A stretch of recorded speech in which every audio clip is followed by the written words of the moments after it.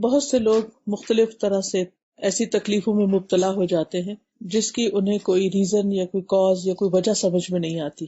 تو بہت ضروری ہے کہ ہم اس چیز کی حقیقت کو سمجھیں کہ ہمارا دین اس کے بارے میں کیا کہتا ہے. جہاں تک حسد کا تعلق ہے تو وہ ہم سب جانتے ہیں کہ اٹ ایگزسٹس، اس کا وجود ہے. اور انسان کی جب پیدائش ہوئی تھی آدم علیہ السلام کی، تو سب سے پہلے تو ابلیس نے آدم علیہ السلام سے حسد کیا تھا اور ان کو سجدہ کرنے سے انکار کیا تھا. اس کے بعد ہم دیکھتے ہیں کہ آدم علیہ السلام کے بیٹوں میں حابیل اور قابیل جو دو بھائی تھے، ان کے بیچ میں ایسے ہی جذبات پیدا ہو گئے تھے، جس کی بنا پر جو سب سے پہلا قتل تھا دنیا میں وہ حسد ہی کی وجہ سے ہوا تھا کہ قابیل جو تھا وہ حابیل سے حسد کرتا تھا. حسد ہوتا کیا ہے؟ حسد کا مطلب ہوتا ہے کہ انسان کسی کو ملنے والی کسی نعمت پر خوش نہ ہو اور اس بات کی تمنا کرے کہ وہ نعمت اس سے بس چھن جائے کسی طرح، یا پھر اس سے آگے بڑھ کر اسے نقصان پہنچانے کی کوشش کرے، اسے چھیننے کی کوشش کرے یا اسے اس نعمت کو ضائع کرنے کے لیے کوئی ایفرٹ لگائے. تو ابتدا اس کی ہوتی ہے دل کی ناخوشی سے، دل کی بے چینی سے. جب انسان کسی کے پاس کوئی بھی ایسی چیز دیکھتا ہے جس کو وہ اپنے لیے چاہتا ہے تو پھر انسان اس پر خوش نہیں ہوتا کہ اس کو مل گئی چیز اور مجھے کیوں نہیں ملی. تو یہ ایک عجیب سی تکلیف جو انسان کے اندر پیدا ہوتی ہے، یہی حسد ہوتی ہے. اور پھر انسان اگر یہ چاہے کہ دوسرے کو جو چیز ملی ہے وہ اس سے ختم ہو جائے، فنا ہو جائے، زوال ہو جائے اس کا، تو یہ اس سے اگلا درجہ ہے. اور پھر اگر اس کی خواہش سے بڑھ کر یا دل کے خیال سوچ سے بڑھ کر وہ ایکشن میں آ جاتی ہے تو اس سے بھی بڑا ظلم ہے اور اس سے بھی شدید قسم کا حسد ہے. اور یہ حسد جو ہے کبھی کسی کی دولت پر ہوتا ہے، کبھی کسی کی اولاد کی وجہ سے ہوتا ہے، کبھی کسی کے عہدے کی وجہ سے، کبھی کسی کے بزنس کی وجہ سے، کبھی کسی کے علم پر، اور کبھی کسی بھی اور ملنے والی نعمت پر. عام طور پر انسان کو حسد واقع ہوتا ہے. ہر انسان کے اندر کسی نہ کسی درجے میں ایسے جذبات ضرور پائے جاتے ہیں، یعنی حسد کے جذبات جو کہ منفی جذبات ہیں. اور یہ انسان کے اندر جیسے غصے کا جذبات ہوتے ہیں یا حسد کے ہیں یا نفرت کے ہیں، تو یہ رکھے کیوں گئے ہیں؟ بنیادی طور پر یہ انسان کے امتحان کے لیے ہوتے ہیں. انسان کا ایک ٹیسٹ ہوتا ہے کہ اس موقع پر آیا انسان اپنے آپ کو کنٹرول کر سکتا ہے یا نہیں، اپنی نیگیٹیوٹی کو پازیٹیوٹی میں بدل سکتا ہے یا نہیں. اور جو بدل لیتا ہے وہ کامیاب ہو جاتا ہے. اسی لیے قرآن مجید میں آتا نا، قد افلح من تزکا، وہ کامیاب ہو گیا جس نے اپنے آپ کو پاک کر لیا، یعنی اپنے دل کو، اپنے خیالات کو، اپنے جذبات کو منفی رجحانات سے، ٹرینڈ سے صاف کر لیا. اور یہ نہیں کہ ایک دفعہ کیا تو اس کے بعد دوبارہ نہیں کچھ ہوگا، دوبارہ پھر اٹیک ہو سکتا ہے، پھر اٹیک ہو سکتا ہے. لیکن انسان اپنے ایمان کو اتنا مضبوط کرتا چلا جاتا ہے کہ ایسی چیزیں بس آتی ہیں اور واپس پلٹ جاتی ہیں، وہ اندر نہیں جاتی یا اندر جگہ نہیں بناتی، یا انسان پھر اس سے آگے نہیں بڑھتا. بس جیسے روزانہ ہی ہم نہاتے ہیں اگر، تو پھر اگلے دن پھر میلے ہوئے ہوتے ہیں، یا گھر کی ڈسٹنگ صفائی ہوتی ہے پھر دوبارہ ڈسٹ پڑ جاتی ہے. تو ایسے انسان کے دل پر بھی گرد و غبار پڑتا رہتا ہے، کبھی ایک منفی چیز کا، کبھی دوسری کا. تو بنیادی طور پر حسد جو ہے یہ دل کی بیماری ہے، یعنی جس انسان کو یہ لاحق ہوتا ہے اس کا دل بیمار ہوتا ہے، اور دل کے اندر ایسی تکلیف ہوتی ہے کہ جس کی وجہ سے انسان نہ اپنی نعمتوں کو انجوائے کر سکتا ہے اور نہ ہی کسی اور کی نعمت کو دیکھ کر خوش ہوتا ہے، یعنی اس کے اندر خوشی نہیں ہوتی. ایسا انسان کبھی بھی خوش نہیں رہ سکتا، وہ ہمیشہ خود بھی جلتا ہے اور پھر اس کی تمنا یہ ہوتی ہے کہ دوسروں کو بھی خوش نہ دیکھے، دوسروں کو بھی جلاتا رہے. اور پھر حسد کے جو درجے ہیں، جس میں ایک تو یہ ہے کہ دوسرے کی نعمت ختم ہونے کی آرزو کرنا چاہے خود کو نہ ملے، دوسرے یہ ہے کہ دوسرے کی نعمت ختم ہونے کی آرزو کرنا اور اس چیز کو خود حاصل کرنے کی، یعنی یہ چیز اس سے نکل جائے اور مجھے مل جائے. جیسے بنی اسرائیل میں جب جادو کا بہت رجحان ہوا تھا تو وہ کس چیز کے لیے استعمال ہو رہا تھا؟ جیسے سورۃ البقرہ کے شروع میں ہی آتا ہے پہلے ہی پارے میں کہ وَاتَّبَعُوا مَا تَتْلُو الشَّيَاطِينُ عَلَى مُلْكِ سُلَيْمَانَ وَمَا كَفَرَ سُلَيْمَانُ وَلَكِنَّ الشَّيَاطِينَ كَفَرُوا يُعَلِّمُونَ النَّاسَ السِّحْرَ، کہ شیاطین جو تھے وہ لوگوں کو جادو سکھاتے تھے. اور پھر لوگ جو تھے وہ وَمَا أُنزِلَ عَلَى الْمَلَكَيْنِ بِبَابِلَ ہاروت و ماروت، اور بابل کے شہر میں جو دو فرشتے آئے تھے ان پر جو علم اتارا گیا تھا. اور پھر سیکھتے بھی کیا تھے؟ فَيَتَعَلَّمُونَ منہما ما یفرق بین المرء وزوجہ، وہ چیز سیکھتے تھے جس سے شوہر بیوی کے درمیان جھگڑا پڑ جائے، ان کی جدائی ہو جائے. اور تفاسیر میں آتا ہے کہ وہ جدائی کیوں ڈلوانا چاہتے تھے. اس کی ایک وجہ تو یہ ہوتی تھی کہ ان دونوں کا آپس میں خوش رہنا ان کو پسند نہیں تھا. یعنی کوئی بھی ہو سکتا ہے، کوئی قریبی رشتہ دار ہو سکتا ہے، دوست ہو سکتا ہے، تو اس کے لیے کہ یہ دونوں الگ ہو جائیں اور یہ خوش نہ رہیں. دوسرا یہ ایک اور وجہ یہ بتائی جاتی ہے کہ ایک شخص کی بیوی کو اس سے جدا کر کے پھر دوسرا شخص خود اس سے شادی کرے. یعنی ان کو اس لیے الگ الگ کیا جاتا تھا تاکہ وہ نعمت جو کسی اور کے پاس ہے، مثلا کسی کی بیوی خوبصورت ہے یا بہت اچھے اخلاق کی ہے، تو یہ اس کے پاس کیوں ہے، یہ میری کیوں نہ ہو جائے، تو اس پر جادو کر دیا جائے، ان دونوں میں لڑائی جھگڑے ہو، یہ الگ ہو اور پھر اس نعمت کو خود حاصل کر لیا جائے. تیسرا یہ ہوتا ہے کہ کسی کی بھی نعمت برداشت ہی نہ کرنا اس وقت تک جب تک اسے خود وہ نہ مل جائے یا دوسرے سے چھن نہ جائے. اور چوتھی بات یہ ہے کہ دوسرے جیسی نعمت چاہنا جبکہ یہ تمنا نہ ہو کہ دوسرے سے چھنے. اب بس ٹھیک ہے اس کے پاس بھی ہے لیکن میرے پاس کیوں نہیں، مجھے ملنی چاہیے. اب ان سب چیزوں میں یہ ساری قسمیں جو ہیں یہ قابل مذمت ہیں، پسندیدہ نہیں ہے. لیکن ان میں سے ایک قسم جس کو رشک کہا جاتا ہے وہ جذبہ ہوتا ہے کہ جب انسان کسی کے پاس علم دیکھتا ہے، خاص طور پر دین کا علم دیکھتا ہے، اور پھر وہ شخص اس پر عمل بھی کرتا ہے اور دوسروں کو بھی سکھاتا ہے، تو انسان یہ تمنا کرے کہ میرے پاس بھی یہ کوالٹی ہو یا مجھے بھی یہ نعمت ملے. تو اس کی اجازت ہے. یا پھر کسی کے پاس مال ہے اور وہ شخص اللہ کے راستے میں خوب خرچ کر رہا ہے، دائیں بائیں آگے پیچھے دن رات کو خرچ کرتا ہے، تو اس کو دیکھ کے چاہتا ہے کہ میرے پاس بھی مال ہو اور میں بھی اس کی طرح ایسے ہی نیکی اور خیر کے کاموں میں خرچ کروں.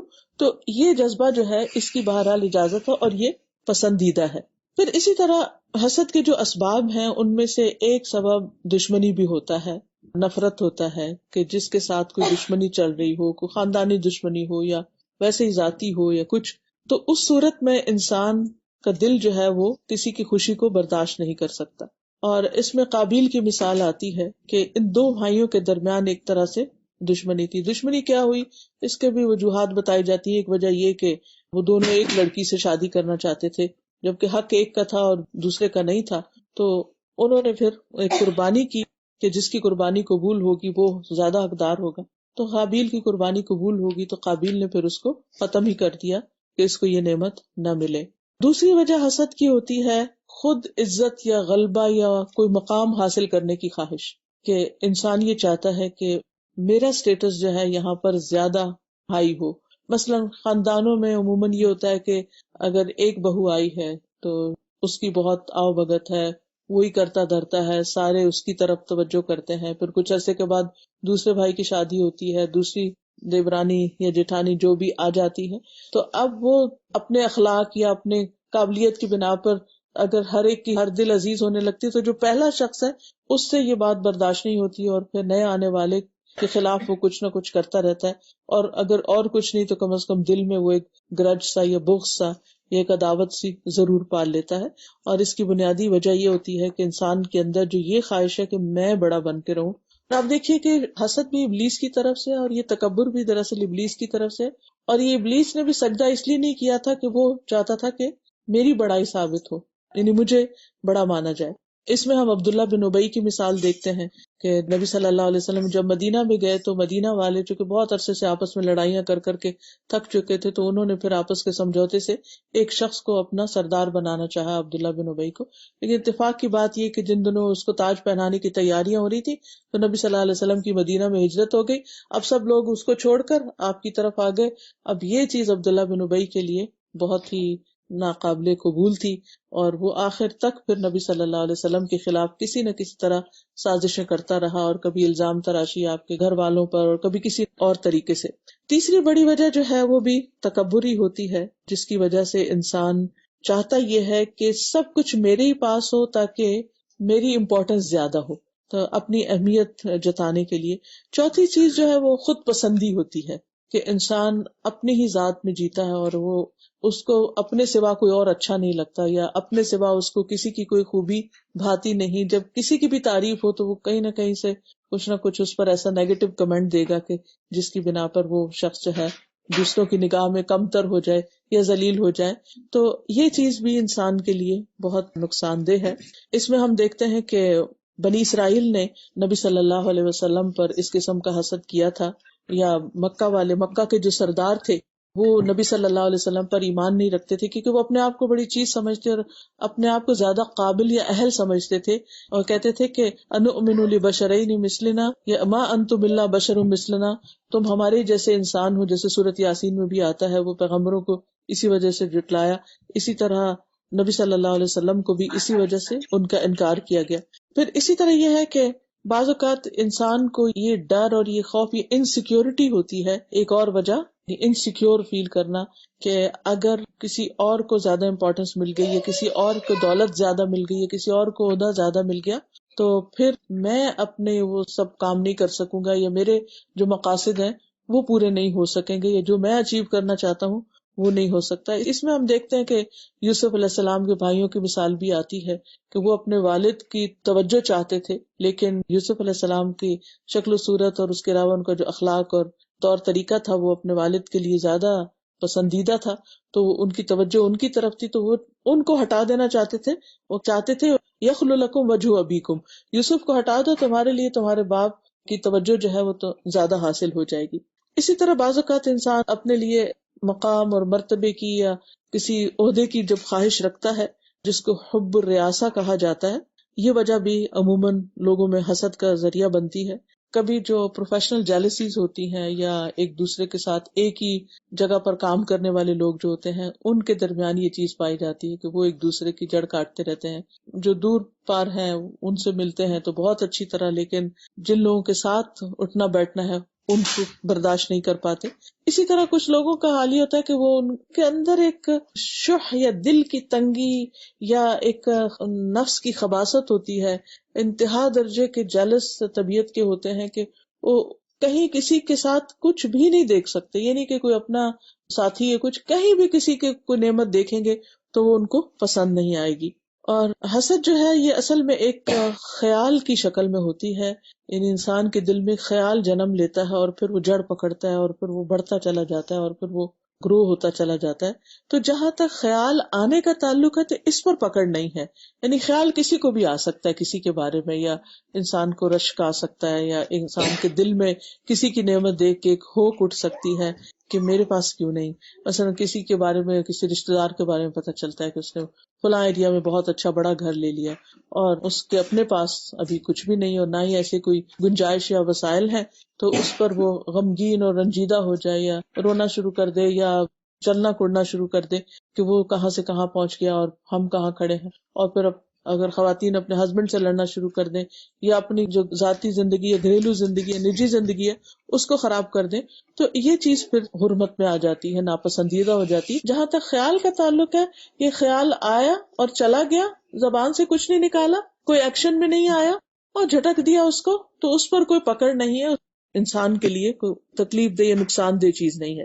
بنیادی طور پر اگر انسان دیکھے تو جو حاسد ہوتا ہے وہ اللہ سبحانہ تعالیٰ کی تقسیم پر راضی نہیں ہوتا، کیونکہ کسی بھی شخص کو جو کچھ بھی ملتا ہے وہ دراصل اللہ کے دینے سے، اللہ کا فیصلہ ہوتا ہے۔ یہ میرے رب کا فیصلہ ہے، جس کو چاہے اولاد دے، جس کو چاہے نہ دے، جس کو چاہے گھر دے، جس کو چاہے نہ دے، جس کو چاہے بہت اچھا کاروبار اس کو ترقی کروا دے، جس کو نہیں تو اس کے اذن سے ہے، رزق اس کے ہاتھ میں ہے، اولاد اس کے ہاتھ میں ہے، علم اس کے، ساری نعمتوں کا اصل مالک تو وہی ہے۔ تو حاسد ایک طرح سے اپنے رب سے مقابلہ کر رہا ہوتا ہے، اور وہ اللہ کی تقسیم پر راضی نہیں ہوتا، اس پر ناراض ہوتا ہے کہ میرے رب نے فلاں کو کیوں دیا ہے۔ پھر اسی طرح یہ ہے کہ وہ دراصل شیطان کے قابو میں آ جاتا ہے، یعنی جب انسان کے اندر حسد زیادہ سے زیادہ ہونے لگے تو سمجھے شیطان نے اس کے اوپر تسلط پا لیا، وہ شیطان نے اس کو کنٹرول کر لیا، شیطان نے اس کے دل کو پکڑ لیا، اور اب وہ اس سے باہر نہیں نکل سکتا۔ تو یہ ایسے ہی ہے کہ جیسے کوئی کسی کو قید کر لے، یعنی کسی کو گریب کر لے اور پھر اس کو وہاں سے نکلنے نہ دے۔ تو شیطان چونکہ انسان کا دشمن ہے، وہ ہر دم یہ چاہتا ہے کہ انسان جو ہے خوش نہ رہے۔ یہ کوئی انسان کسی دشمن کے لیے چاہتا ہی نہیں کہ دشمن اس کا خوش ہو، اس کی خوشی اس کو بری لگتی ہے۔ تو شیطان تو اللہ نے قرآن میں کہا ہے کہ اِنَّهُ لَكُمْ عَدُوٌّ مُبِينٌ، وہ تمہارا کھلا دشمن ہے، اس کی دشمنی میں کوئی شک ہی نہیں ہے۔ تو اس لیے پھر انسان جب یہ سوچے کہ اچھا اگر میرے دل میں ایسے خیالات ہیں تو اس کا مطلب یہ ہے کہ پھر میں نے اپنا آپ یعنی اپنا گھر ابلیس کے لیے کھول دیا کہ اب وہ آ کے قیمتی ترین چیز جو دل ہے اس پر قبضہ کر لے. تو نبی صلی اللہ علیہ وسلم نے بیسیکلی اس چیز سے واضح الفاظ میں منع کیا ہے کہ انسان کسی کے ساتھ حسد کرے. آپ نے فرمایا لا تحاسدوا ولا تباغضوا، نہ ایک دوسرے سے حسد کرو نہ ایک دوسرے سے بغض رکھو. بغض ہوتا ہے کینہ، یعنی دل میں نفرت رکھنا. نہ قطع رحمی کرو، رشتہ داروں سے مت کاٹو، اور اللہ کے بندو بھائی بھائی ہو جاؤ. اسی طرح جہاں حسد آتا ہے اور وہ جڑ پکڑتا ہے تو وہاں سے ایمان نکلنے لگتا ہے، یعنی ایمان میں کمزوری واقع ہونے لگتی ہے. کیونکہ حسد اور ایمان دو چیزیں اکٹھی نہیں رہ سکتی، ایک دل میں جمع نہیں ہو سکتی.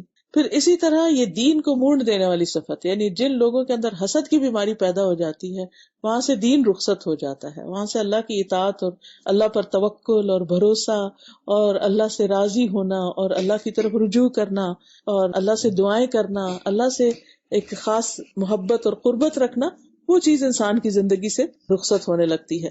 تو لوگوں کے لیے خیر خواہی اسی میں ہے کہ وہ حسد نہ کرے. نبی صلی اللہ علیہ وسلم نے فرمایا لوگ اس وقت تک خیر پر رہیں گے جب تک وہ آپس میں حسد نہیں کریں گے. آپ نے یہ بھی فرمایا کہ بہترین انسان صاف دل والا اور زبان کا سچا ہے.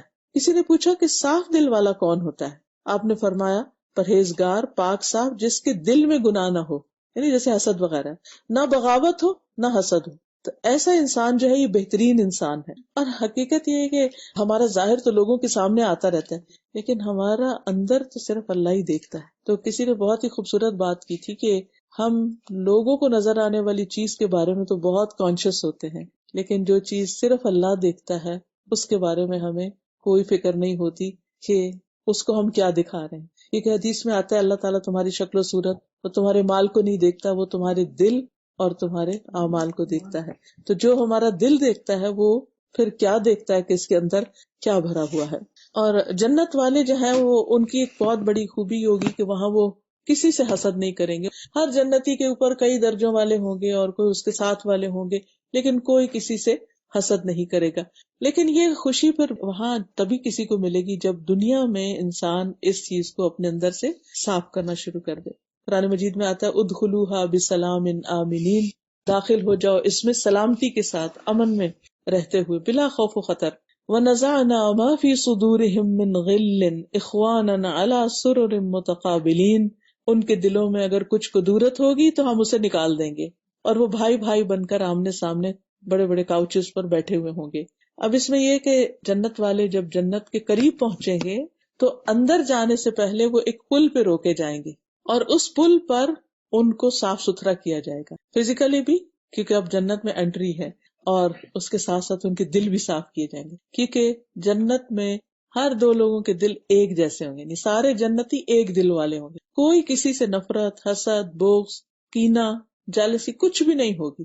تو اس کے ساتھ اندر جانے کی اجازت ہی نہیں.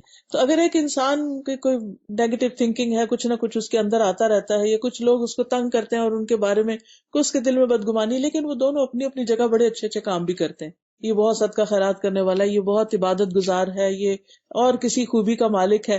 اب یہ بھی جنت میں جا رہا ہے، وہ بھی، لیکن دونوں میں بنتی نہیں کیونکہ بعض اوقات طبیعتیں نہیں بھی ملتی. تو اب یہ تو نہیں ہو سکتا کہ جنت میں بھی رہیں اور اندر سے جلتے رہیں، کیونکہ جنت میں کوئی جلن نہیں. تو اس سے پہلے پھر ان کے دلوں کو صاف ستھرا کر کے دھو کے پھر ان کو تیار کر کے پھر اندر لے جایا جائے گا تاکہ ہمیشہ کی خوشیوں میں رہیں.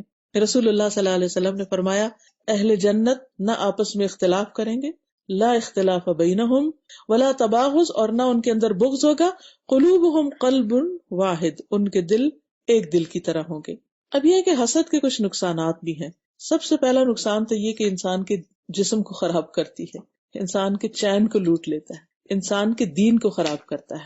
یعنی حسد دوسروں کو تو کیا نقصان دے گا، کرنے والے کو سب سے پہلے اس کو بھی نہیں چھوڑتا. یہ بالکل ایسے ہی ہے کہ آپ نے دیکھا ہوگا کہ جس جگہ آگ جلائی جاتی ہے جگہ کالی ہو جاتی ہے، اس دھوئیں سے جو جل جل کے لکڑی یا کسی بھی چیز سے نکلتا رہتا ہے، جس دل کے اندر یہ آگ ہوتی ہے وہ اس دل کو سیاہ کرتی رہتی ہے. انسان کی اچھی عادتیں اور اخلاق مارا جاتا ہے. جیلس پیپل جو ہوتے ہیں وہ با اخلاق نہیں ہو سکتے، ان کے اندر ایک کھچاؤ ہوتا ہے لوگوں کی طرف سے، وہ آگے بڑھ کے سلام نہیں کرتے، آگے بڑھ کے کسی کی مدد نہیں کرتے کیونکہ وہ کسی کو خوش دیکھ ہی نہیں سکتے، نہ خود اسمائل کرتے ہیں اور نہ ہی ان کو پھر کوئی اسمائل کرتا ہے. تو نبی صلی اللہ علیہ وسلم جب مدینہ میں ہجرت کر کے تشریف لے گئے تو عبداللہ بن سلام کہتے ہیں کہ سب سے پہلے جو بات میں نے آپ سے سنی وہ یہ تھی کہ یا ایھا الناس افشوا السلام، اے لوگو سلام پھیلاؤ، وَأَطْعِمُوا الطَّعَامَ اور لوگوں کو کھانا کھلاؤ، اور وَصَلُّوا وَالنَّاسُ نِيَامٌ اور اس وقت نماز پڑھو جب لوگ سو رہے ہوں، تدخلوا الجنۃ بسلام تو تم سلامتی کے ساتھ جنت میں داخل ہو جاؤ گے. تو اب آپ دیکھیے کہ جس کو کسی سے حسد ہو وہ اس سے آگے بڑھ کے سلام کیوں کرے گا، وہ اس کو کھانا کیوں کھلائے گا، وہ اس کو کسی بھی طرح مدد کیوں دے گا.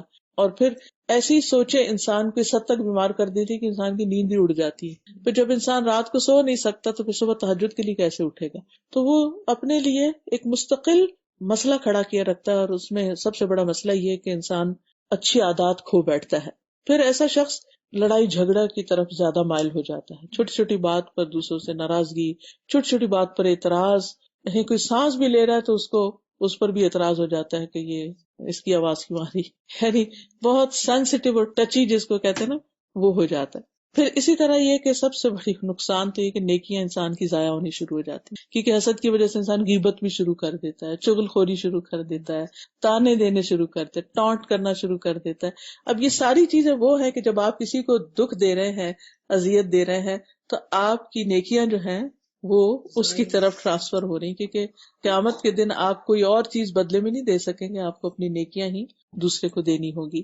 اس کے بعد دوسری چیز ہے نظر بد. تو تھوڑا سا نظر بد کے بارے میں بھی جان لیتے ہیں. حسد کے تو ہم سمجھ گئے کہ یہ ایک دل کی بیماری ہے اور انسان کے اندر کی جلن کڑھن، اور یہ دین کو بھی برباد کرتی ہے، صحت کو بھی، اور تعلقات کو بھی، اور اخلاق کو بھی. بہت ہی بری چیز ہے. اللہ سبحانہ وتعالی ہم سب کو اس سے پناہ میں رکھے. دوسری چیز جو ہے وہ نظر بد ہے. نظر جو ہے اس کے بارے میں ابن القیم کہتے ہیں یہ حاسد اور نظر لگانے والے کے نفس سے نکلنے والے تیر ہوتے ہیں. یعنی اس کا تعلق حسد سے بھی ہوتا ہے کہ جو حسد کرنے والا ہے جب وہ منہ سے کچھ نہیں بول سکتا، ہاتھ سے کچھ نہیں کر سکتا، کسی سے چیز چھین نہیں سکتا، تو پھر وہ اپنی نظروں کے ذریعے جو اس کی نیگیٹیوٹی ہے وہ دوسرے میں ٹرانسفر کرتا ہے. اور جس سے حسد کیا جا رہا ہوتا ہے پھر جا کے وہ اس پہ کبھی لگ جاتا ہے کبھی خطا ہو جاتا ہے. جیسے کوئی بھی تیر ہوتا ہے نا، کبھی وہ لگ جاتا ہے جا کے نشانے پہ، کبھی نہیں لگتا.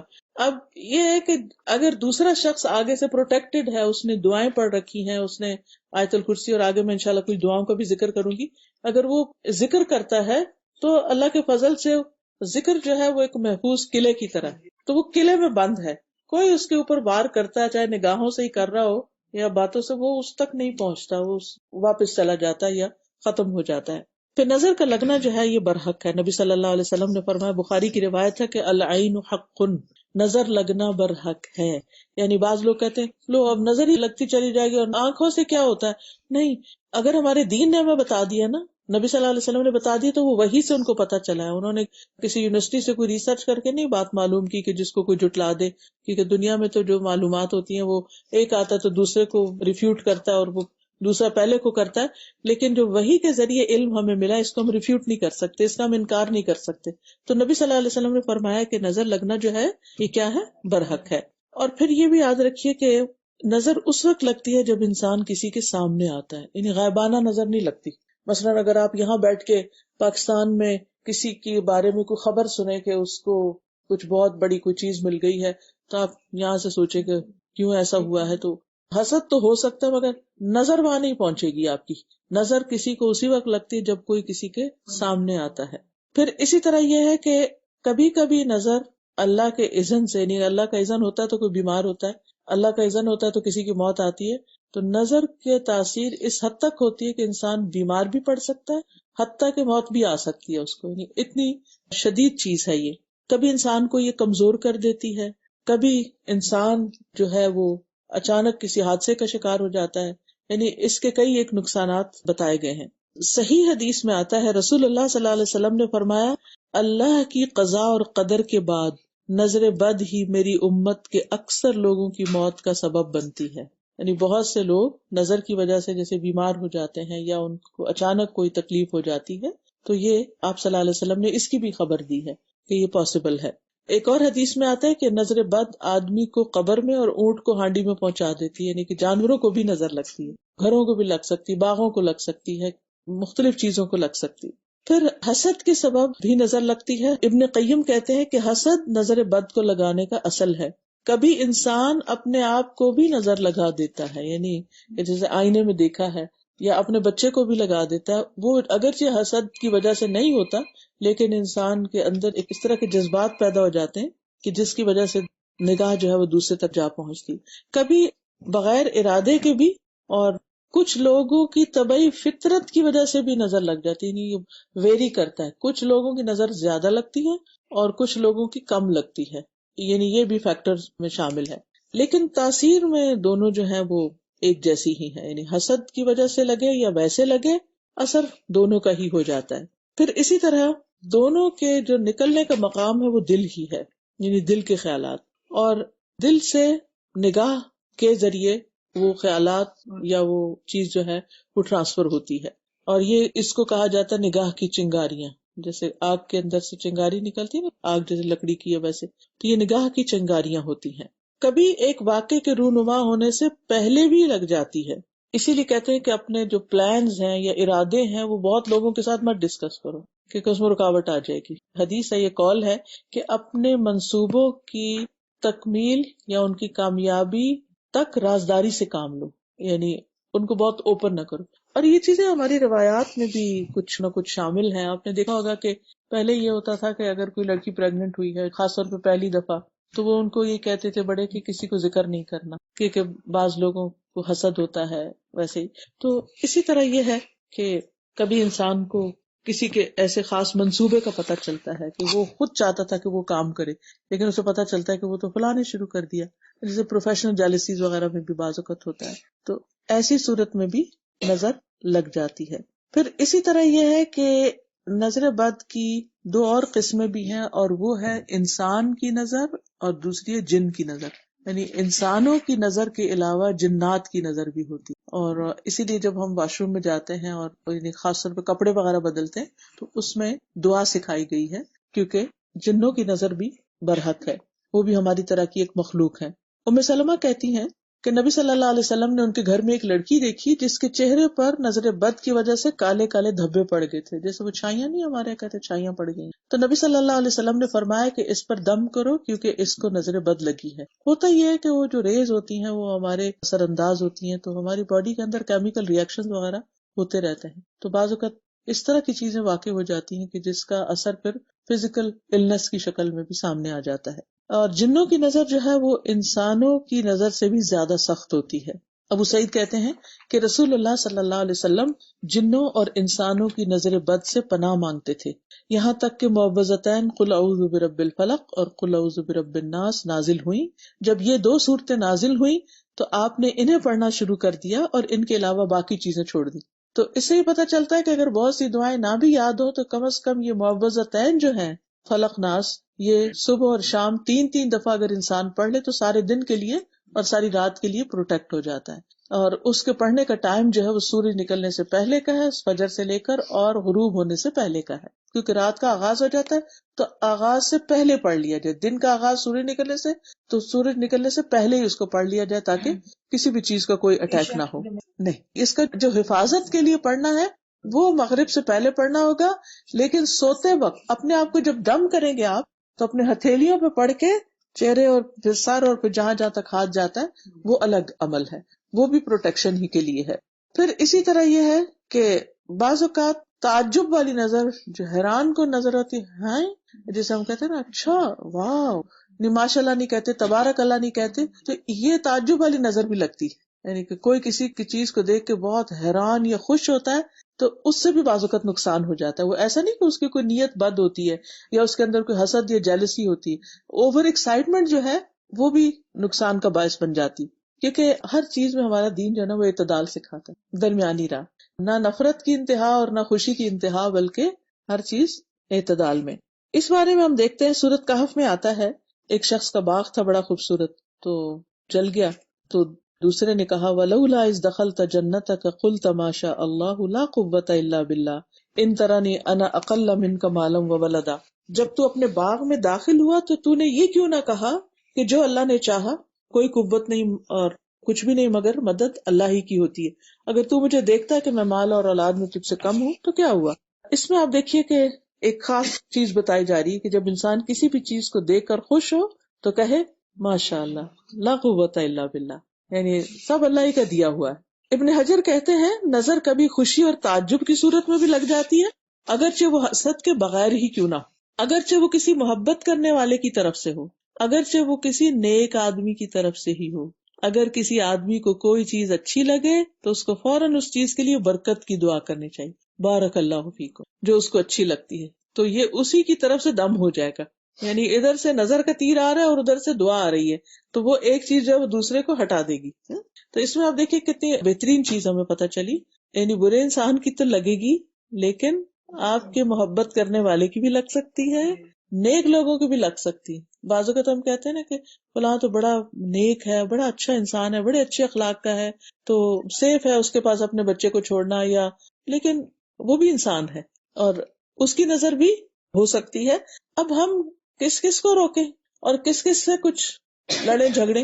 کرنا کیا ہے؟ اپنے آپ کو پروٹیکٹ، اپنی حفاظت کرنی، اور اس کا آگے انشاءاللہ طریقہ بتاؤں گی۔ پھر اسی طرح یہ ہے کہ بعض نظریں بیمار کر دیتی، ہر نظر بیمار نہیں کرتی، بعض نظریں بیمار کر دیتی اور اس میں مریض کے اوپر علامات ظاہر ہونے لگتی ہیں۔ حدیث میں آتا ہے رسول اللہ صلی اللہ علیہ وسلم نے فرمایا بے شک نظر بد اللہ کے اذن سے انسان کو دیوانہ کر دیتی، یعنی ذہنی بیماریاں، نفسیاتی بیماریاں، ڈپریشن کی بیماری، ایسی بیماریاں کہ جن کا کہیں کوئی علاج ہی نہیں اور کوئی ڈائگنوسس میں نہیں ہوتے، کچھ پتہ ہی نہیں چلتا کہ یہ مسئلہ ہے کیا۔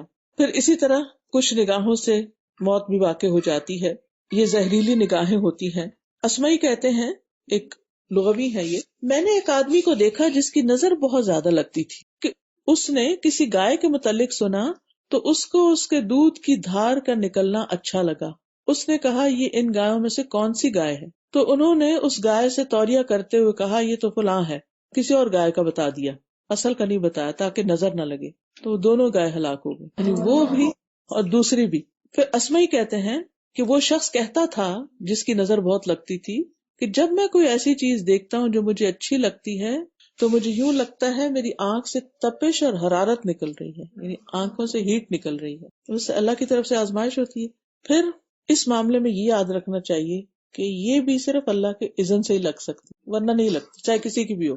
یعنی نہ کسی کے اندر کمال ہے کہ کوئی کہے میری آنکھوں میں تو فٹ ہے وہ کچھ، میں جا کے جس سے مجھے نفرت ہے اس کو تو میں کچھ کر کے آتا ہوں، نو وے، کوئی کچھ نہیں کر سکتا جب تک کہ اللہ کا اذن نہ ہو۔ جی، ما اصاب من مصیبت الا باذن اللہ ومن یؤمن باللہ یہد قلبہ، جو مصیبت آتی ہے اللہ کے اذن سے آتی ہے، اور جو شخص ایمان لے آتا ہے اللہ پر، اللہ اس کے دل کو ہدایت بخش دیتا ہے، اور اللہ ہر چیز کو جاننے والا ہے۔ تو انسان یہ سمجھتا ہے کہ اللہ کے اذن سے ہوئے، اللہ کا فیصلہ ہے۔ دوسری بات یہ کہ یہ تقدیر کا حصہ ہوتی ہے، یعنی کہ ہماری قسمت میں اگر کچھ تکلیفیں لکھی ہوئی ہیں تو پھر وہ چیز واقع ہو جاتی ہے، اور اگر نہیں تو کوئی جو مرضی کر لے، نہیں ہو سکتا۔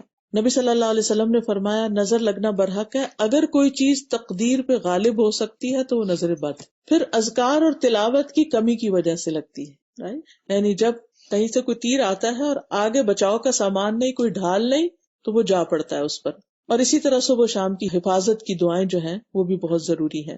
پھر اسی طرح یہ ہے کہ بعض اوقات آزمائش بھی ہوتی ہے، امتحان ہوتا ہے انسان کا، کہ انسان کسی، یعنی اس نے تلاوت بھی کی، اس نے دعائیں بھی پڑھ لی، اس نے پروٹیکشن کے سارے کام بھی کر لیے، لیکن اس کے باوجود پھر بھی تکلیف پہنچ گئی، تو یہ اللہ تعالیٰ نے دراصل اس شخص کو ایک امتحان میں ڈالنا تھا، اس کو ٹیسٹ کرنا تھا، اس لیے اس تک یہ چیز آ گئی۔ اس لیے انسان یہ نہ سوچے کہ پھر کیا فائدہ حفاظت اختیار کرنے کا، یہ دعا پڑھنے کا، جب لگنی ہے تو لگ جائے گی، نہیں تو نہیں، اس میں یہ ہے کہ اس کا فائدہ یہ ہے کہ انشاءاللہ پروٹیکشن بھی ہوگی، لیکن کبھی ایسا بھی ہوتا ہے کہ آپ نے فلو شاٹس لگوائے ہوتے ہیں، اس کے باوجود فلو ہو جاتا ہے۔ جی ہاں۔ اب یہ کہ جو جسمانی بیماریاں ہوتی ہیں وہ عام طور پر کیا ہوتی ہیں، اس میں چہرے کے داغ دھبے وغیرہ، جیسے نبی صلی اللہ علیہ وسلم نے اس بچی کی چھائیاں دیکھ کے کہا تھا کہ اس کو نظر لگی ہے۔ بچوں کا بلا وجہ رونا، وداؤٹ اینی ریزن، کھا بھی لیا، سو بھی لیا، سب کچھ کر لیا، روئے جا رہے ہیں، چپ ہی نہیں کر رہے، اور انسان کو سمجھ ہی نہیں آتی بعض اوقات۔ آپ نے دیکھا ہوگا، آپ سب نے جو بچے پالے ہیں، تو کبھی کبھی ایسا فیز آ جاتا ہے کہ ماں بھی تنگ آ جاتی ہے اور اٹھا کے پھینک دیتی ہے، اچھا جاؤ رو لو، پھر تم کسی چیز سے بہل ہی نہیں رہے، چپ ہی نہیں ہو رہے، وجہ بھی نہیں بتاتے، تو بنیادی طور پر وہ ان کے اندر ہی کوئی ڈسٹربنس ہوتی ہے۔ حضرت عائشہ کہتی ہے کہ ایک مرتبہ نبی صلی اللہ علیہ وسلم تشریف لائے تو ایک بچے کے رونے کی آواز سنی۔ آپ نے فرمایا یہ بچہ کیوں رو رہا ہے؟ کیا تم نے اس کو نظر بد کا دم نہیں کیا، نہیں کروایا؟ یعنی کہ اس کو دم کرو، کیونکہ یہ نفسیاتی طور پر ڈسٹرب ہے۔ پھر بچوں کی کمزوری، یعنی کھانے پینے کے باوجود ان کی صحت نہیں بنتی، کمزور. اسما بنت امیس کہتی ہیں کہ نبی صلی اللہ علیہ وسلم نے اسما بنت امیس کو کہا کہ میں اپنے بھائی کے بیٹوں کو، جعفر جو تھے آپ کے کزن تھے، ان کے جسموں کو دبلا پتلا دیکھتا ہوں، کیا ان کو کھانے پینے کو نہیں ملتا، ان کو فقر و فاقہ ہے کچھ؟ تو انہوں نے کہا کہ نہیں، انہیں بہت جلد نظر بد لگ جاتی. آپ نے فرمایا انہیں دم کرو.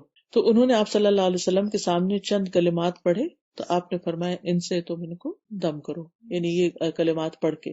پھر اسی طرح بعض اوقات انسان کے اندر نفسیاتی امراض پیدا ہو جاتے ہیں. بعض اوقات انسان اونچائی سے گر پڑتا ہے، یعنی مقام کی اونچائی ہو یا پھر ویسے فزیکلی کہیں چڑھا ہوا ہے، اچانک نیچے آ گرتا ہے. حدیث میں آتا ہے نبی صلی اللہ علیہ وسلم نے فرمایا کہ بسا اوقات ایسا ہوتا ہے کہ وہ اونچی جگہ پر چڑھتا ہے پھر وہاں سے گر پڑتا ہے. ایک اور حدیث میں آتا ہے مسند احمد کی کہ یہ اوپر چڑھنے والے کو پھسلا دیتی ہے، یعنی سلپ کروا دیتی ہے. کبھی شدید بیماری بھی لگ جاتی ہے اور انسان کی جان خطرے میں پڑ جاتی ہے. عبداللہ بن عامر کہتے ہیں کہ عامر بن ربیعہ اور سہل بن حنیف دونوں غسل کرنے کے ارادے سے نکلے اور دونوں کوئی اوٹ تلاش کر رہے تھے. تو سہل نے اپنا اون کا جبہ اتارا، یعنی کوٹ اتارا.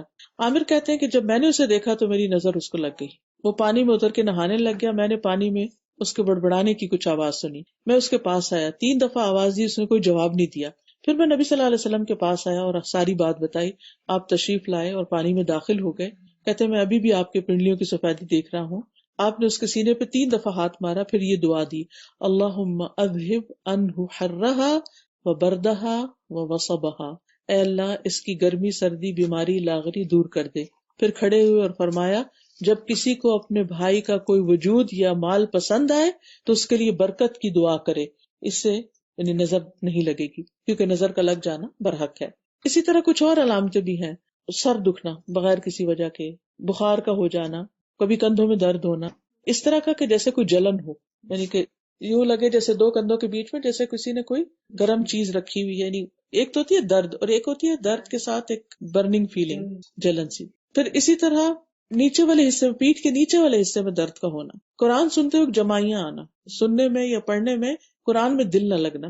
اسی طرح ٹھنڈک میں بھی گرمی لگنا، اور کبھی الٹا کہ گرمی میں ٹھنڈک لگنے لگ جانا. بالوں کا اچانک گرنا شروع ہو جانا، پوری لٹیں جو ہیں وہ اترنا شروع ہو گئی ہیں. فوکس کھو دینا، فوکس نہ ہونا، کبھی وزن کا اچانک کم ہو جانا، بھوک نہ لگنا، کبھی چیز کو حفظ یاد نہ کر سکنا. یعنی بچے ہوتے ہیں نا حفظ رہا قرآن حفظ کر رہے ہوتے ہیں، کبھی آپ نے ایکسپیرینس کیا ہوگا، کرتے کرتے جا کے کسی ایک سپارے پہ ایسا اٹکتے ہیں آگے نہیں بڑھ پاتے. بعض تو بچے چھوڑ ہی دیتے ہیں اور بعض رو دھو کے اور پھر دوبارہ کبھی شروع کرتے ہیں. پھر اسی طرح اسکن ڈیزیزز، پھر نیند کا کم آنا، تنہائی پسند ہو جانا، اس سے ملنے کو دل نہیں، رونے کی خواہش، بلا وجہ رونا بغیر کسی ریزن، کبھی صرف جسمانی اور کبھی روحانی جسمانی دونوں چیزیں اکٹھی ہو جاتی. اور اس میں خاص طور پر لوگوں میں جا کے نہ بیٹھنا، مردم بیزار ہونا، کسی سے میل ملاپ پسند نہ کرنا. پھر اس طرح ہسبینڈ وائف کے بیچ میں آپس کا تعلق ختم ہو جانا، یعنی فزیکل ریلیشن نہ ہونا، یا ویسے ہی آپس میں ایک دوسرے سے اچاٹ ہونے لگنا. مال میں برکت کا نہ ہونا، جس کام میں نظر لگی اس کام سے دل اچاٹ ہو جانا. یعنی بازو کا ہوتا ہے ایک انسان ایک چیز بڑی اچھی کر رہا ہوتا ہے، وہ اس کی ایکسپرٹیز ہوتی ہے، کسی کو بیکنگ کا شوق ہے، کسی کو کسی چیز کا، اچانک ہی شوق کا ختم ہو جانا اور بیزار ہو جانا اس کام سے.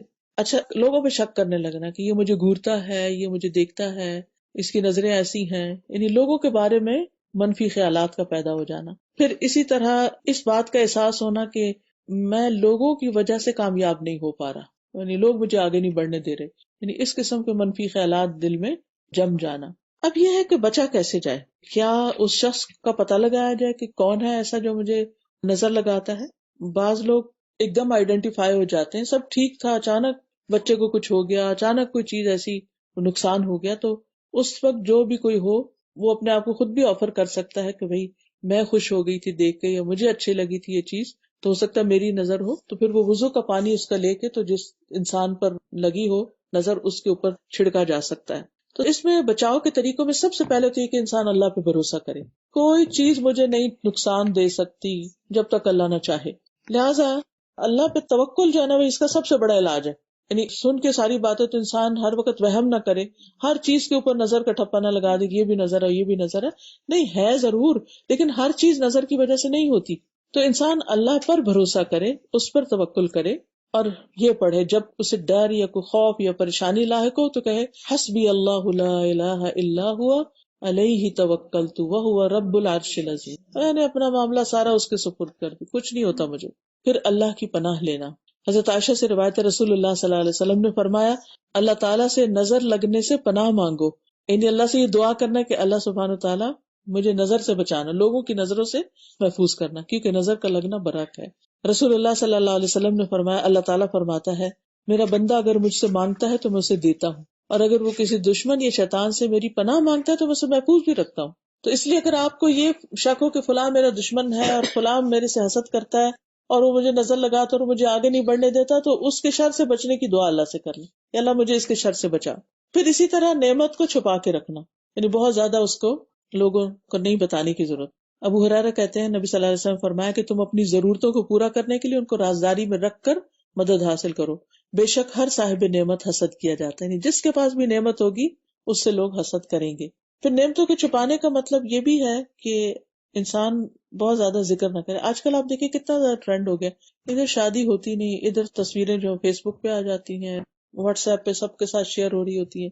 اب تو لوگوں میں ہر طرح کے لوگ ہوتے ہیں، کچھ ایسے ہوتے ہیں جن کے اپنے بچوں کی شادیاں ناکام ہوتی ہیں، جو وہ کسی اور کو دیکھتے ہیں، یا کسی کے پاس اتنا پہننے کو نہیں ہوتا، ایسے ڈریسز نہیں خرید سکتے، تو وہ چیزیں دیکھ دیکھ کر پھر دوسروں کو اپنے اندر وہ جو ایک تکلیف سی اٹھتی ہے نا، ہوک اٹھتی ہے کہ میرے پاس کیوں نہیں، تو یہ چیزیں بھی دوسروں کو پھر نقصان دینے کا سبب ہو جاتی ہے۔ تو یاد رکھیے کہ تصویر پر بھی نظر لگتی ہے، یعنی ایک تو ایک فزیکلی انسان سامنے، اور ایک یہ اسی لیے کئی لوگ جادو میں تصویر استعمال کرتے ہیں، یعنی وہ جس پہ جادو کروانا ہوتا ہے نا تو نجومیوں کے پاس تصویر لے جاتے ہیں اور پھر اس پہ خاص ٹارگٹ کیا جاتا ہے۔ دور سے اس طرح نہیں لگتی کہ جو دیکھا نہیں اگر کسی کو، لیکن اگر تصویر دیکھ رہے ہیں تو اس پر بھی لگ سکتی۔ اور یہ تو یعنی جادوگر جو ہوتے ہیں وہ باقاعدہ تصویر یا کپڑا منگاتے ہیں، یعنی کہ جو جسم سے اترا ہوا کپڑا ہوتا ہے نا، یا بال منگاتے ہیں یا ناخن یا اس طرح کی چیز جو کسی کے بھی یعنی اس کے ساتھ کنیکٹ کر رہی ہو۔ پھر اسی طرح جب ہمیں پتہ چل جائے کہ کچھ لوگ ہم سے حسد کرتے تو پھر ان سے انسان بچ کے رہے۔ رشتہ داروں کے ساتھ انسان نہیں بچ سکتا، لیکن میل ملاپ انٹریکشن کم کرے، یعنی یہ نہیں کہ کاٹ کے رکھ دے، کم کرے۔ اور جو دوسرا سوشل سرکل ہے اس میں انسان جب دیکھے کہ کوئی شخص جب بھی آپ سے ملتا ہے آپ کو تانے یا کوئی ایسی باتیں سناتا ہے اور جس سے آپ بوجھل دل لے کے گھر واپس آتے ہیں، تو ٹھیک ہے آپ کنارہ کشی کر لیں، اچھے لوگوں سے ملیں، کہ جن کو مل کے دیکھیے انسان دوست کیوں بناتا ہے، تاکہ اکٹھے بیٹھ کے اپنے غم شیئر کریں، ایک دوسرے کی مدد کریں، ایک دوسرے کے لیے سپورٹ ہو۔ تو اگر آپ دیکھیں کہ وہ الٹا آپ کو پریشانی ہی لاحق ہوتی ہے تو ایسے لوگوں کو پھر اوائڈ کریں، ایسے لوگوں سے مشورہ بھی نہ لیں، کیونکہ جب انسان کسی سے مشورہ لیتا ہے نا تو اپنے سارے راز پہلے بتاتا ہے، پھر اس کے بعد اس سے تو وہ بھی تکلیف کی چیز ہو جاتی۔ پھر اسی طرح یہ کہ انسان اپنی کوئی چیز دیکھے یا کسی کی ذات مال تو پسند آئے تو پھر برکت کی دعا دے، ماشاء اللہ لا قوت الا باللہ کہے۔ پھر اسی طرح یہ ہے کہ مال کے علاوہ جو چیزیں اچھی لگیں ان پر بارک اللہ علیہ کہہ دے۔ پھر اسی طرح یہ بھی ہے کہ انسان جب کسی کی چیز دیکھتا ہے اور اس کے دل میں رشک آتا ہے میرے پاس نہیں، تو انسان آخرت کی بات سوچے کہ اگر دنیا میں نہیں تو آگے ہے نا، اچھے کام کرے، اللہ تعالیٰ کل دے دے گا۔ پھر اسی طرح اگر کسی کو بیمار دیکھے انسان تو یہ دعا پڑھ لے، الحمدللہ الذی عافانی مما ابتلاک بہ وفضلنی علی کثیر ممن خلق تفضیلا۔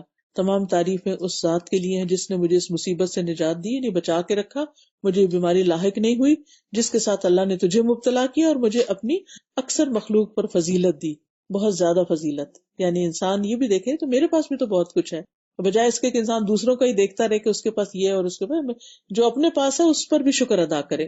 پھر اسی طرح شرکیہ کاموں سے بچنا چاہیے۔ بعض لوگ نظر سے بچنے کے لیے کئی تل لگا لیتے ہیں، کبھی وہ کوئی کالا کڑا پہن لیتے ہیں یا کوئی دھاگا پہن لیتے ہیں، یہ شرک میں آ جاتا ہے، کیونکہ یہ چیزیں پروٹیکٹ نہیں کرتی۔ پروٹیکشن صرف اللہ کی طرف سے ہوتی ہے اور وہ دعا کے ذریعے ہوتی ہے۔ رسول اللہ صلی اللہ علیہ وسلم نے ایک مرتبہ کسی کو کہلا بھیجا کہ کسی اونٹ کے گلے میں کوئی تانت یا کوئی قلادہ باقی نہ چھوڑو مگر اس کو کاٹ ڈالو۔ تو مالک نے کہا کہ جس کو آپ فرما رہے تھے اس نے کہا کہ یہ لوگ تو نظر بد سے بچنے کے لیے کرتے ہیں۔ آپ نے پاکستان میں نوٹ کیا ہوگا کہ کاروں کے ساتھ ایک کالا سا پراندہ سا چھوٹا سا آگے یا پیچھے یہ جوتا بھی کبھی لگا ہوتا ہے، کبھی وہ کالی سی چیز آگے بونٹ کے ساتھ نیچے لٹک رہی ہوتی ہے، تو یہ چیز بھی نہیں لگانی چاہیے۔ جی ٹرکوں سے تو بہت ہی کچھ کیا ہوتا ہے، یہ بھی ٹھیک نہیں۔ پھر اسی طرح یہ ہے کہ اذکار جو ہے نا ایک زرہ کی طرح ہوتے ہیں اور قلعے کی طرح ہوتے ہیں، مضبوط دیوار کی طرح ہوتے ہیں، یاجوج ماجوج کی دیوار سے بھی زیادہ مضبوط ہوتے ہیں یہ ذکر اذکار جو ہوتے ہیں، جو تسبیحات ہم پڑھتے ہیں۔ تو ہر موقع کے جو ذکر نبی صلی اللہ علیہ وسلم نے سکھایا، واش روم جا رہے ہیں، باہر آ رہے ہیں، کھانا کھا رہے ہیں، چھینک آ گئی ہے، کسی کو دیکھا ہے، کسی سے وعدہ کر رہے ہیں، تو ہر وقت انشاءاللہ، بسم اللہ، ماشاء اللہ، یعنی ہر وقت کوئی نہ کوئی ذکر ہمیں سکھایا گیا، وہ ہماری پروٹیکشن کے لیے سکھایا گیا. اس پر اجر تو ہے لیکن پروٹیکشن بھی ہوتی ہے. پھر اسی طرح قرآن سے علاج، کیونکہ قرآن شفا ہے. خود قرآن میں اللہ تعالیٰ فرماتے ہیں وَنُنَزِّلُ مِنَ الْقُرْآنِ مَا هُوَ شِفَاءٌ وَرَحْمَةٌ. اور پھر انسان حسن زن رکھے کہ قرآن جب کھولے تو اس نیت سے کھولے کہ اللہ تعالیٰ مجھے اس سے شفا بھی دے. یعنی باقی نیتیں بھی آپ کریں گے کہ اللہ مجھے اس پر عمل کی توفیق دے وغیرہ وغیرہ، لیکن ساتھ یہ بھی کہ اس سے مجھے شفا نصیب ہو. اور ویسے بھی نبی صلی اللہ علیہ وسلم نے بتایا کہ علیجیھا بکتاب اللہ کی کتاب کے ساتھ اس کا علاج کرو. جب حضرت عائشہ رضی اللہ تعالیٰ عنہا ایک عورت کو دم کر رہی تھی تو آپ نے فرمایا قرآن کے ذریعے اس کو دم کرو، اور اس میں سب سے بہترین ہے سورۃ الفاتحہ. سورۃ الفاتحہ پڑھ کے خود بھی اور دوسروں کو بھی دم کیا جا سکتا ہے. ایک قبیلے کے سردار کو بچھو نے کاٹ لیا تھا، تو صحابہ جو اس بستی میں گئے ہوئے تھے ٹریول کی حیثیت سے، انہوں نے سورۃ فاتحہ پڑھ کر اس کو لعاب دہن لگا دیا. پھر سورۃ البقرہ کی تلاوت کرنا یا سننا، گھر میں لگا دیں روزانہ ایک دفعہ. اب تو اتنی آسانی ہے، پہلے تو لوگ بچے بلا کے گھر میں پڑھواتے تھے، لیکن یہ کہ اب آپ ٹیپ ریکارڈر لگا دیں، آپ اپنے موبائل پہ لگا دیں، اور کوشش کریں کہ روزانہ گھر میں سورۃ البقرہ کا کچھ نہ کچھ حصہ ضرور پڑھا جائے، کیونکہ جس گھر میں سورۃ البقرہ پڑھی جاتی ہے وہاں سے شیاطین چلے جاتے ہیں. اور اس کا پڑھنا باعث برکت ہے، چھوڑنا باعث حسرت ہے، اور جادوگر اس کو حاصل کرنے کی طاقت نہیں رکھتے. پھر اسی طرح جو نظر اور حسد سے متعلق آیات ہیں ان کی بھی تلاوت کی جا سکتی. اس کا رقیہ بنا ہوا ہے، اور یہ رقیہ منزل کی شکل میں بھی ہوتا ہے اور آیات شفا کی شکل میں بھی ہوتا ہے، تو اس کو پڑھنا چاہیے. یا یہ کہ آڈیو میں بھی ملتا ہے رقیہ، اس کو سننا چاہیے. پھر اسی طرح صبح و شام سورۃ الفلق اور الناس کو بار بار پڑھنا اور سننا. پھر سورۃ الکافرون اور آیت الکرسی، یہ بھی حفاظت کے لیے ہیں. پھر سکینت والی جو آیات ہیں جن میں خوشخبریاں ہیں ان کو بھی انسان سنے. اور یاد رکھیں کہ اگر کوئی شخص بیمار ہے نا تو اس کو ہیڈ فون سے سننا چاہیے تاکہ اور چیزوں کے ڈسٹریکشن اس میں نہ آئے.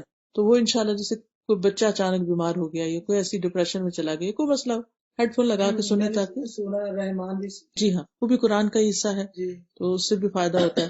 پھر اسی طرح یہ ہے کہ دم وغیرہ کیا جا سکتا ہے. صبح شام جو اذان ہے وہ بھی اس کے لیے بڑی مفید ہے، اذان کا سننا.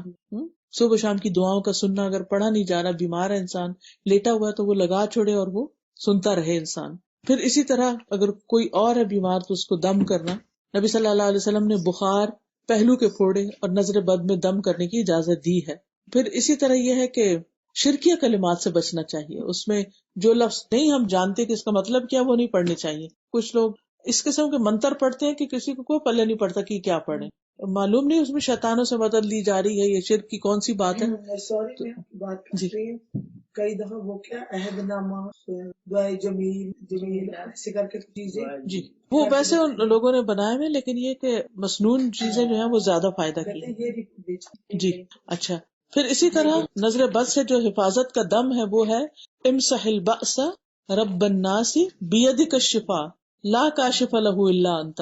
اے لوگوں کے رب، اس تکلیف کو دور فرما، شفا تیرے ہاتھ میں ہے، تیرے علاوہ کہیں سے شفا نہیں مل سکتی. ٹھیک ہے، تو یہ دم جو ہے یہ خاص نظر بد کا دم ہے. پھر نبی صلی اللہ علیہ وسلم اپنے نواسوں کو دم کیا کرتے تھے. اعوذکما بکلمات اللہ التامات من شر کل شیطان وہامۃ ومن کل عین لامۃ. پھر جبریل علیہ السلام نبی صلی اللہ علیہ وسلم کو آ کر دم کرتے تھے، تو وہ بھی ہے بسم اللہ یبریک ومن کل داء یشفیک ومن شر حاسد اذا حسد وشر کل ذی عین. پھر اسی طرح اعوذ بکلمات اللہ التامات من شر ما خلق. حفاظت کی دعائیں ہم آپ کے لیے لائے ہیں، انشاءاللہ تعالی وہ دعائیں بھی آپ پڑھ سکتے ہیں. ناگہانی آفتوں سے حفاظت کی دعائیں ہیں، بری تقدیر کے شر سے بچنے کے لیے دعائیں ہیں. پھر اسی طرح نظر لگنے کا علاج ایک غسل کی صورت میں بھی ہوتا ہے. جس کی نظر لگے تو وہ وضو کر کے پانی دے اور اس پانی کو جسم پر بہایا جائے. نبی صلی اللہ علیہ وسلم نے فرمایا کہ اگر لوگ تمہیں غسل کے لیے کہیں تو کر دو، یعنی اس پہ ناراض نہ ہو. اور اس کا یہ ہے کہ جس پہ یقین ہو اس سے کہے، یا یہ ہے کہ اگر 2-3 لوگ موجود ہیں تو سب سے ہی کہہ دے. پھر اسی طرح یہ کہ جس کی لگی ہو وہ خود بھی وضو کرے، تاکہ اس کی وہ جو خرابی ہے وہ دور ہو. پھر اسی طرح یہ ہے کہ انسان اگر یعنی کہ نظر لگانے والا ہے تو اس کا اگر پیا ہوا یا کھایا ہوا کچھ بچا ہوا ہے تو اس کے کھانے میں کوئی حرج نہیں ہے. پھر اسی طرح یہ ہے کہ قدرتی چیزوں سے بھی علاج کرے انسان، جیسے زمزم کا پانی گھر میں رکھ دے انسان ایک بوٹل، اور جب مریض کو دینے لگے تو صرف ایک چھوٹا سا گھونٹ برابر پانی پورے گلاس میں ڈال دے تو وہ سارے کے اندر زمزم کی پراپرٹیز آ جاتی ہیں. تو اس طرح بھی آپ تھوڑا تھوڑا کر کے بھی استعمال کر سکتے ہیں. لیکن رقیہ جو ہے یا دم کا پڑھ کے اس پانی کے اوپر بھی پیا جا سکتا ہے. اور کم از کم 3 گلاس اگر روز کے ایسے پانی کے پیے انسان تو بہت فائدہ ہوتا ہے. حدیث میں آتا ہے انہا مبارکتن انہا طعام طعم، کہ یہ زیادہ بابرکت ہے اور کھانے والے کا کھانا بھی ہے. اور پھر زمزم جس مقصد کے لیے پیا جائے وہ مقصد پورا ہو جاتا ہے. پھر اس زمزم کے پانی سے نہانا بھی چاہیے اگر میسر ہو، نہیں تو پانی میں ملا کے اس پانی سے انسان نہائے. اور زیتون کے تیل کو استعمال کرے اپنے مساج وغیرہ میں. زیتون کا تیل پینا بھی چاہیے کیونکہ اس سے بھی انسان کے اندر ایک سکون کی کیفیت پیدا ہوتی ہے. اور آپ نے فرمایا زیتون کا تیل کھایا کرو اور اسے لگایا بھی کرو کیونکہ وہ بابرکت درخت سے ہے. پھر اسی طرح یہ ہے کہ کلونجی کا تیل جو ہے وہ بھی بہت فائدہ مند ہے. کہیں تکلیف ہو تو وہاں پر انسان اس کو لگا سکتا ہے. پھر اس طرح شہد کھانا، کلونجی کے دانے صبح کے وقت لینا 5 سے 7 دانے کیونکہ اس میں شفا ہے. پھر کھجور، پھر سنا مکی، یہ پودا ہی ہوتا ہے. اچھا سنا مکی کے نام سے ملتا ہے، مکھی نہیں مکی، مکہ سے. جی کیونکہ حدیث میں آتا ہے کہ سنا مکی اور سنوت کو لازم پکڑو کیونکہ اس میں ہر بیماری کا علاج ہے سوائے موت کے. سنوت سین نون واو تے، یا سنوت ہے یا سنوت ہے، سنوت. یہ میں نے دیکھا نہیں کبھی. پھر شہد، زیتون کا تیل اور کلونجی کو ملا کے استعمال کرنے، تینوں چیزیں اکٹھی کر لی جائیں. یہ ہر طرح کے روحانی زہروں سے جسمانی زہر کو نکالنے والے ہیں، ٹاکسنز کو نکالتے ہیں. پھر ہجامہ کپنگ، آپ میں سے کچھ لوگوں نے کبھی کرایا ہجامہ کپنگ؟ جی جی. تو وہ کپنگ جو ہے وہ بہت فائدہ مند ہے زہریلے مادے جسم سے نکالنے کے لیے. پھر اسی طرح یہ ہے کہ علاج کی نیت سے صدقہ کرنا. آپ کو معلوم ہے کہ پہلے ہمارے بڑے بزرگ جو تھے وہ جو کوئی بیمار ہو جاتا تھا تو صدقے کا بکرا کرتے. آہستہ آہستہ ٹرینڈ کم ہی ہو گیا ہے. نبی صلی اللہ علیہ وسلم نے فرمایا کہ اپنے مریضوں کا صدقے کے ذریعے علاج کرو، ٹھیک ہے، اور ایسے تمام چیزوں سے بچا جائے کہ جو شیطانوں کو بلانے کا ذریعہ بنتے ہیں. یعنی شیطان سے حفاظت بھی مانگی جائے اور ان چیزوں سے بچا جائے جو شیطان کو خوش کرنے والے ہیں. تو اللہ تعالیٰ سے دعا ہے کہ وہ ہمیں عمل کی توفیق دے. اب ایسا ہے کہ اگر آپ کے ذہن میں کوئی سوال ہے یا کچھ تو وہ آپ کر سکتے ہیں. جیسے نظر اس کے جی توڑ کے لیے جانا کہاں جانا؟ پیروں کی دعا شوا توڑ ہونا چاہیے نا جی، توڑ. ایسا ہے کہ جس شخص کے پاس خود علم نہیں، پڑھ نہیں سکتا، لاچار ہے، مجبور ہے، وہ تو کسی کی ہیلپ لے لے. لیکن یہ سوچنا کہ پیر کے پاس ہی علاج ہے یا کوئی بزرگ کے پاس علاج ہے تو یہ ٹھیک نہیں. نبی صلی اللہ علیہ وسلم نے یہ دعائیں سب کو بتائی ہیں، معوذتین خاص طور پر. پتھر کا اثر، جی پتھر کا اثر نہیں، یہ بھی ٹھیک نہیں ہے.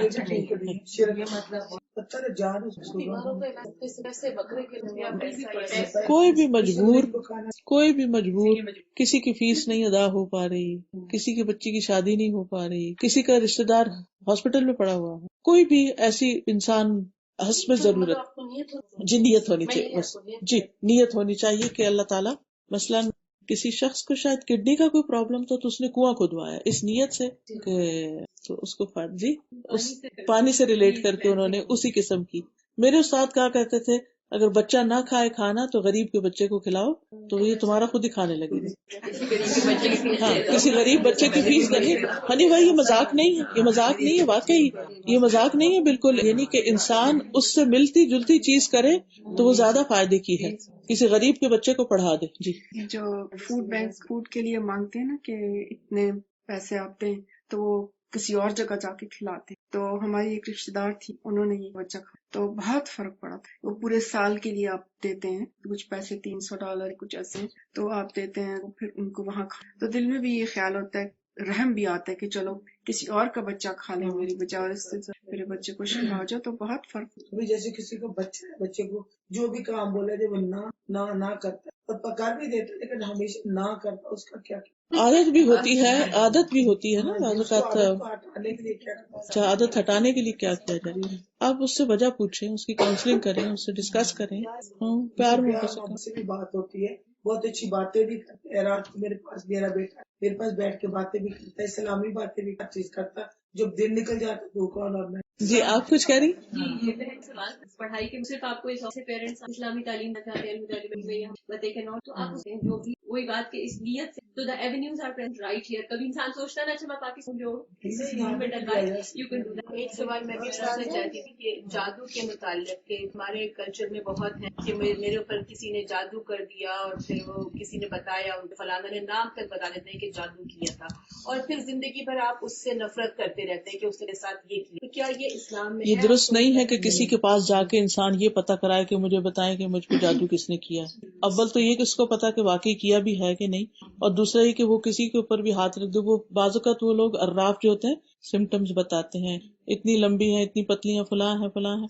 وہ انسان کسی نہ کسی کو جوڑ لیتا ہے اس شکل سے اور اس پہ شک کرنے لگتا رہنے کا حکم ہے اور اس طرح سے آپ قطع تعلق کر لیں. بالکل کتنی غلط, بہت ہی غلط, اور وہ بھی وہم و گمان پہ ہے. سبھی الفابیٹ بتاتے ہیں, انہوں نے زیڈ کا زیڈ والے کو چھوڑا نہیں. ٹارگیٹ بن گیا. سسرال کی طرف دیکھ 40 دن کی نمازیں ضائع ہو جاتی, قبول نہیں ہوتی جو شخص کسی عراف نجومی وغیرہ کے پاس جاتا ہے, غیب کی خبریں معلوم کرتا ہے. یہ جو قدم تصویر بھی کر سکتے ہیں, جیسے بچے دور ہیں وہ ویسے دعائیں پڑھ کے آپ ان کے لیے دعا کرتے ہیں. اللہ کی ذات کو چھوڑو. جیسے کہتے ہیں بچے بھی بڑے ہو گئے, آپ تو پڑھ لیتے ہیں لیکن بچے نہیں پڑھ رہے ہو, مطلب ویسے نماز دعائیں وغیرہ نا, ہاں اذکار. تو کیا آپ امیجنیشن میں پڑھ کے ان کے اوپر وہ کر جی آپ ان کے اوپر جیسے آیت الکرسی پڑھتے ہیں یا ویسے آپ جب دعا مانگتے ہیں ربنا کہتے ہیں یا اور دعائیں, اس میں ان کی نیت ساتھ شامل کر لیا کریں. نہیں اس کے ان لوگوں نے خود ہی ایجاد کیا ہے, اس کی کوئی نہیں, آپ جتنی سہولت سے پڑھ سکے. جنہوں نے سب سے پہلی دفعہ پڑھا تھا انہوں نے تو ایک ہی دفعہ پڑھا تھا, یونس علیہ السلام, لیکن پڑھا اتنی توجہ سے تھا کہ فائدہ ہو گیا. ڈاکٹر صاحب حسد تو جیلسی ہوتی ہے اور حسرت ریگریٹس ہوتے ہیں. اس میں اگر کسی سے رش ہو تو اس میں ہاں کوئی حرج نہیں, ایز لانگ ایز ہم زبان سے کچھ نہیں منہ سے نکالتے. دل میں اگر رش کا آتا ہے کہ الحمدللہ اچھا ہے اور عافیت کے لیے وہ چیز اپنے لیے نہیں پچھتاوا, عافیت کے ساتھ ہوتا ہے کہ اچھائی میں تعریف کرتے ہیں کسی کو اچھا. حسرت ڈفرنٹ چیز, حسرت اور ریگریٹس ہوتے ہیں. بکرے کا جو کہا وہ یہ کہتے ہیں نا کہ جب آپ کو کوئی بیماری بہت ایسی لگ گئی جیسے جان کے بدلے جان دینا, صدقہ دے دیں تو اسے جو جی کوئی حرج نہیں, دے سکتے. بتایا جی پوچھیں. منصوب کا جیسے کھلاتے ہیں گھر پہ شرط لو, لیکن نہیں پی بھی سکتے, پینا چاہیے. اس پہ تو وہ ایک جاپنیز یا پتہ نہیں کون سے سائنٹسٹ کی بھی وہ جو زمزم کے پانی کے اثرات اور پھر دم والے پانی کے اوپر جو پانی کے اندر کیمیکل چینجز آئے, تو کوئی حرج نہیں, پی سکتے ہیں. منزل کا, سورۃ فاتحہ کا. امام ابن قیم کہتے ہیں کہ میں مکہ گیا اور مجھے وہاں ایک ایسی بیماری لاحق ہو گئی کہ جس کا علاج کسی طبیب کے پاس نہیں تھا. تو ان کے دل میں یہ آیا کہ زمزم جو ہے حدیث میں آتا ہے کہ جس مقصد کے لیے پیا جائے, تو کہتے ہیں کہ میں پیالے میں زمزم ڈالتا اور اس میں بے شمار دفعہ سورۃ فاتحہ پڑھ کے اس کو دم کر کے وہی پیتا, اور اسی سے مجھے شفا ہوگی.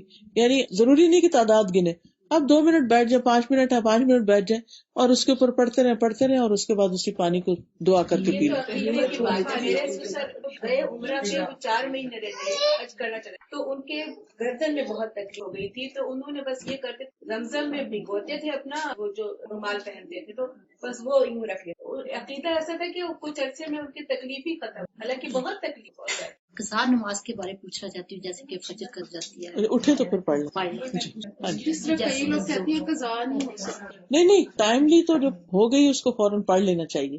جی نہیں بعض لوگوں نے مجھے کہیں بہت زیادہ قضا ہو جائے تو ظہر کی نماز کے سے پہلے پڑھی جا سکتی, ظہر کی نماز وہ اس طرح ہے کہ جیسے اگر غفلت میں بچپن میں یا کچھ جوانی میں کچھ ایسی چھوٹ گئی ہیں اور اب انسان کو بڑے ہو کے احساس ہوا کہ میں نے غلط کیا ہے, تو پچھلی پہ توبہ کر لے اور اگلی شروع کر دے, اور اگر اگلی شروع کی ہے اور بیچ میں کوئی اوپر نیچے ہو گئی تو اس کو ساتھ ہی پڑھ لے.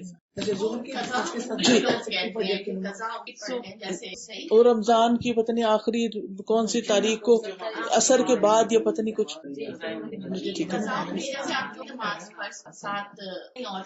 ایسا کوئی طریقہ قرآن و سنت میں تو نہیں بتایا گیا, لیکن یہ کہ انسان ہمیشہ نوافل کی کثرت ہی رکھے کہ فرضوں میں اگر کوئی کمی ہوئی تو اس کے ساتھ پوری ہو جائے گی انشاءاللہ.